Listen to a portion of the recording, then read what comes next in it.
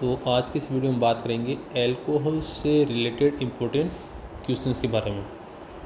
तो सबसे पहले बात करते हैं इनके नामकरण की।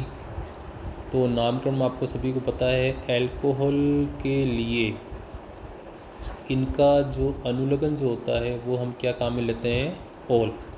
ठीक है। तो सबसे पहला एग्जांपल जो दे रखा है इसमें नंबर ऑफ कार्बन कितने हो गए आपके, 2, और कार्बन कार्बन के बीच में हमें सिंगल बॉन्ड दे रखा है तो इसका नाम हो जाएगा इथेन। इसके बाद में 1 2 डाई ऑल। इसी प्रकार इसका नाम हो जाएगा 1 2 3 तो प्रोपेन, फिर 1 2 3 ट्राई ऑल। ठीक है। अब बात करते हैं अगले क्वेश्चन की, जिसमें पूछा गया था हमसे कि एल्किल अल्कोहल व बेंजिल अल्कोहल का एक एक सूत्र लिखिए। तो एल्किल अल्कोहल में आप खूब सारे एग्जाम्पल बता सकते हो, मेथेनॉल, एथेनॉल, प्रोपेनॉल वगैरह, कुछ भी आप इसका एग्जाम्पल लिख सकते हो। लेकिन जो चीज़ हमें ध्यान रखनी है वो है बेंजिल अल्कोहल। तो आप ये चीज़ हमेशा ध्यान रखना कि यदि आप जो टोल्यूइन जो होता है उसमें यदि आप CH3 का एक हाइड्रोजन जो है वो हटा देते हो तब उस कंडीशन में उसका नाम होता है आपके बेंजिल। ठीक है। यदि आपने 2 हाइड्रोजन यदि आपने हटा दिए हैं, इस प्रकार से यदि आपने प्रतिस्थापित को यदि बना दिया है तब इसका नाम होगा बेंजेल। और यदि आपने तीनों हाइड्रोजन उड़ा दिए इस प्रकार से तो इसका नाम होगा बेंजो। ठीक है। तो ये ध्यान आपको रखना है। फिर ये 2015 के अंदर ये IPC नाम पूछा गया था तो इसमें नाम हो जाएगा इसका 1 2 3 और कार्बन कार्बन के बीच में डबल बॉन्ड दे रखा है तो प्रोपिन, और इसके लिए हम यूज़ में लेंगे 1 ऑल। इसका नाम हो जाएगा आपके 1 2 3 प्रोपेन 1 3 डाई ऑल। ठीक है। इस प्रकार आप इनका नाम लिख सकते हो। फिर ये सवाल पूछा गया था कि द्वितीयक ब्यूटिल अल्कोहल का IUPAC नाम व संरचना सूत्र लिखिए। तो सबसे पहले तो आपको ये देखना है कि उसमें कार्बन हमें कितने दे रखे हैं, यानी ब्यूटिल का मतलब कितने कार्बन हो गए आपके, 4। ठीक है। उसके बाद में जो अल्कोहल हमें दे रखी है वो कैसे दे रखी है, सेकेंडरी।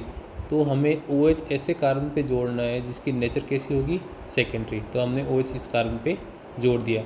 नंबरिंग कहाँ से करोगे, जहाँ से OH पास में है तो 1 2 3 4 तो इसका नाम हो जाएगा ब्यूटेन 2 ऑल। ठीक है। अब बात करते हैं अल्कोहल्स को बनाने की विधियों के बारे में। तो सबसे पहले हम काम में लेंगे ग्रीनाय अभिकर्मक, और ग्रीनाय अभिकर्मक की अभिक्रिया करवाएंगे हम कार्बोनिल कंपाउंड्स के साथ में। तो सबसे पहले फॉर्मेल्डिहाइड को लेकर ये रिएक्शन करवाएंगे हम।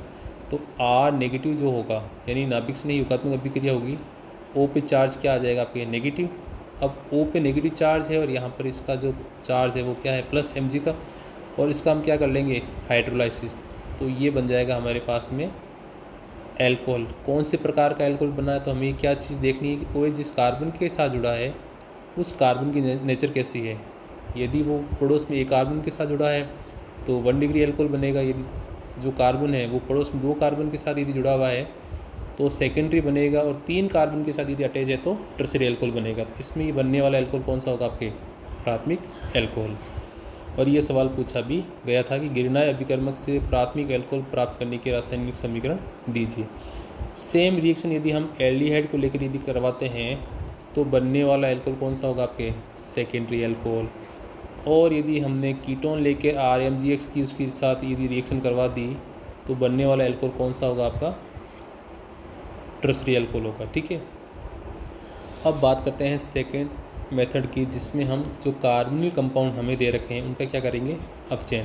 तो आप तो एक सिंपल चीज़ इतनी याद रखना, चाहे हमें कोई सा भी मेथड दे रखा है, उत्प्रेरक हाइड्रोजनीकरण दे रखा है, चाहे धात्विक विलायक अपचयन दे रखा है, चाहे धात्विक हाइड्राइड द्वारा अपचयन दे रखा है, तो हमारे पास जो भी कार्बोनिल ग्रुप हमें दे रखा है उसमें जो O और ये वाला जो कार्बन है इसका सिंपली आप रिडक्शन कर देना इस प्रकार से, यानी O का बन जाएगा आपकी OH और इस कार्बन के साथ क्या अटैच हो जाएगा, ये हाइड्रोजन।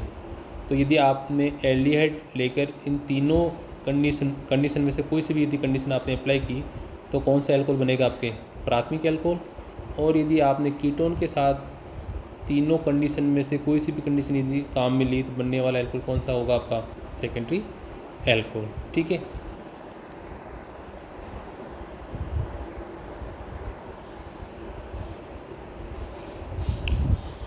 अब हम बात करते हैं इनकी रासायनिक अभिक्रियाओं के बारे में। तो सबसे पहले रिएक्शन हम देखेंगे एल्कोहल की अभिक्रिया थायोनिल क्लोराइड के साथ में। तो थायोनिल क्लोराइड का फॉर्मूला होता है SOCl2। तो सिंपली आपको क्या करना है, जो एल्कोहल का H और इसका Cl, HCl की फॉर्म में अलग हो जाएगा, फिर सल्फ़र और ये दो ऑक्सीजन SO2 की फॉर्म में अलग हो जाएगा, और बच क्या गया R और ये Cl, यानी एल्किल क्लोराइड हमें प्राप्त होगा। और ये सवाल पूछा गया कि एथेनॉल की थायोनिल क्लोराइड के साथ अभिक्रिया का समीकरण लिखिए। ठीक है, अब नेक्स्ट अभिक्रिया की बात करते हैं जो कि इम्पोर्टेंट है, निर्जलीकरण यानी डिहाइड्रेशन। इसमें आपको टेम्परेचर ध्यान रखना है। एक तो टेम्परेचर याद रखना है 413 केल्विन, और दूसरी जो रेंज है वो आपको याद रखनी है 433 से 443 केल्विन। यदि आपको एल्कोहल देकर सांद्र H2SO4 और जो टेम्परेचर है वो कितना दे रखा है 413 केल्विन, तो आपको सिंपली इतना ध्यान रखना है कि जो भी आपको एल्कोहल दे रखा है उन दोनों एल्कोहल्स में से आपके वाटर का जो मॉलिक्यूल है वो क्या हो जाएगा, अलग हो जाएगा, और बनने वाला कंपाउंड क्या कहलाएगा आपका? ईथर। ठीक है, और यदि हमें एल्कोहल देकर टेम्परेचर कितना दे दिया 433 से 443 केल्विन, तो उसी एल्कोहल के मॉलिक्यूल्स में से आपके अल्फ़ा बीटा एलिमिनेशन के फलस्वरूप क्या अलग हो जाएगा? वाटर का मॉलिक्यूल, और बनने वाला कंपाउंड क्या होगा आपका? एल्केन। तो ये रिएक्शन हमें ध्यान रखनी है अच्छे से, जिसमें ये रिएक्शन जो टेम्परेचर है वो हमें अच्छे से ध्यान रखना है। और ये सवाल पूछा गया था कि जब एथेनॉल की क्रिया सांद्र H2SO4 के साथ में 443 केल्विन पर करवाई जाती है तब मुख्य उत्पाद में क्या प्राप्त होता है। ठीक है, अब बात करते हैं विहाइड्रोजनीकरण की, यानी इसमें से क्या अलग हो जाएगा आपका? H2 का मॉलिक्यूल। तो यदि प्राथमिक एल्कोहल की अभिक्रिया 300 डिग्री सेल्सियस में कॉपर की प्रेजेंस में यदि हम रिएक्शन करवाते हैं तो O का ये H और इस कार्बन वाला H, ये H2 की फॉर्म में अलग हो जाएगा, और क्या प्राप्त होगा हमें? एल्डिहाइड। सेकेंडरी एल्कोहल में सेम कंडीशन अप्लाई करेंगे तो इसका H इसका भी H H2 की फॉर्म में अलग हो जाएगा, और क्या बनेगा आपके? कीटोन। लेकिन ध्यान रखना टर्शरी एल्कोहल में विहाइड्रोजनीकरण अभिक्रिया नहीं होगी। कौन सी अभिक्रिया होगी? निर्जलीकरण वाली अभिक्रिया, यानी उसमें से क्या एलिमिनेट होगा?